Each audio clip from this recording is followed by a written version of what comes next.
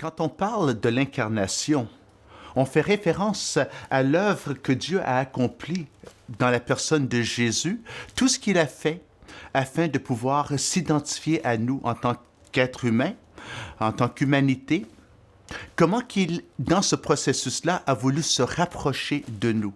Tout ce qu'il a fait, toutes les étapes afin de pouvoir retisser une relation intime avec nous, les humains.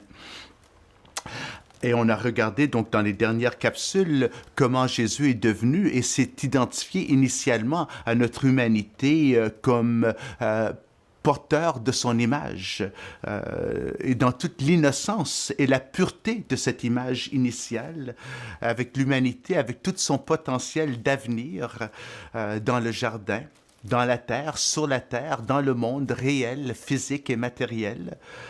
Et puis, on a aussi constaté que ce projet initial n'a jamais été reconduit ou délaissé ou cédé par Dieu, mais que Dieu poursuit encore cette démarche initiale selon sa volonté, selon son désir de vivre en intimité avec nous, humanité, et que nous, en lui, puissions effectivement assurer la gestion de cette terre, de cette planète, de ce jardin. Alors, dans ce processus, oui, donc Jésus est devenu et s'est identifié à notre humanité humaine en tant qu'ouvrier, en tant que charpentier, en tant que membre d'une famille dans son village natal. Pas son village natal, mais le village dans lequel il a quand même grandi, à Nazareth. Il était donc un fils de l'humanité, inséré dans notre histoire à nous. Encore là, un autre tracé de l'incarnation. On a remarqué aussi comment il est devenu péché pour nous, encore dans ce désir de faire le deuxième pas, un pas encore plus loin qui compromettait même sa vie humaine.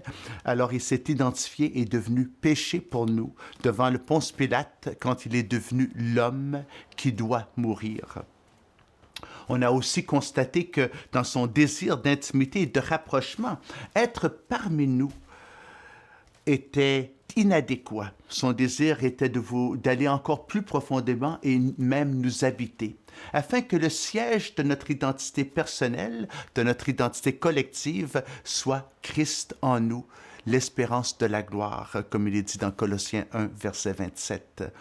Alors, dans tout ce tracé et dans tout ce projet de nous réconcilier avec lui, il passe aussi à une quatrième étape de nous envoyer dans le monde comme le Père l'a envoyé dans le monde. En quelque sorte, ce que Dieu est en train de faire, ce que Jésus est en train de dire, c'est que, écoutez, le projet initial, quand je vous ai envoyé dans le monde et je vous ai dit de vous multiplier, de remplir la terre, ce projet-là demeure.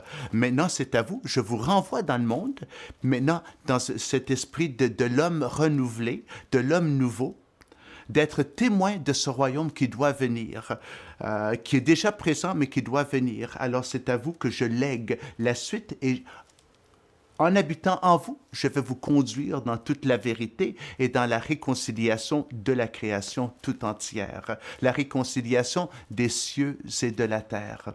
Alors, un projet global de rédemption qui dépasse largement le salut de nos âmes individuelles.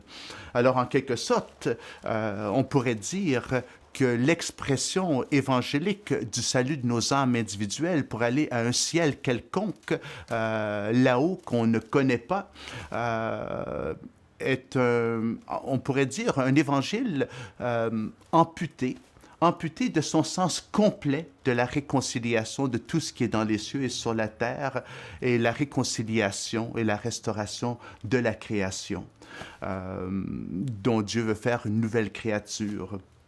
Alors, Dieu n'a jamais perdu de vue son projet initial, et c'est à nous, en quelque sorte, de reprendre notre rôle véritable à l'intérieur de ce projet de rédemption, de remise en valeur de notre humanité et du monde terrestre, la création de Dieu, que Dieu aime toujours et en tout temps.